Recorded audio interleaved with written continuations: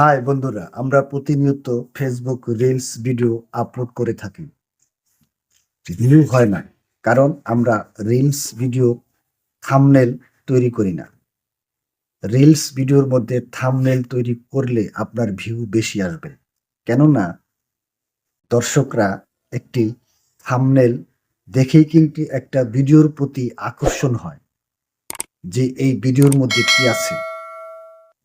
একটা লেখা থাকে, সুন্দর করে একটা থাম্বনেল তৈরি করে রাখবেন এবং সেই থাম্বনেল দেখেই কিন্তু দর্শক ভিডিওর মধ্যে আসবে। তো চলুন আমরা কিভাবে থাম্বনেল বসাতে হয় দেখিয়ে দিচ্ছি। প্রথমে আমরা ফেসবুক অ্যাপসটির মধ্যে প্রবেশ করব। এখানে আসার পর আমরা একটা রিলস ভিডিও নেব। যেমন আমি এই ভিডিওটা নেব। নেক্সট, এখন যে রিলস ভিডিও আপনারা দেখতে পারতেছেন, এখানে মাঝখানে ক্লিক করবেন। এই তো, আপনারা এখান থেকেও নিতে পারবেন, এখান থেকেও নিতে পারবেন।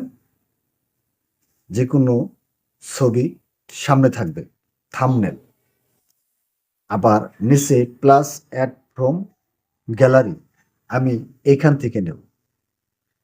আমি একটা থাম্বনেল তৈরি করে রেখেছি, যেমন এটা। এখন আমরা সেভে ক্লিক করব। ঠিক এভাবেই আপনারা একটা রিলস ভিডিওর মধ্যে সুন্দর একটা থাম্বনেল তৈরি করে আপনারা ভিডিওটা আপলোড করবেন। এতে কি হবে, আপনার ভিডিওটা দর্শকদের পছন্দ হবে। আর পছন্দ হলেই থাম্বনেল দেখেই ভিডিওর মধ্যে প্রবেশ করবে, আর এভাবেই ভিউ হবে।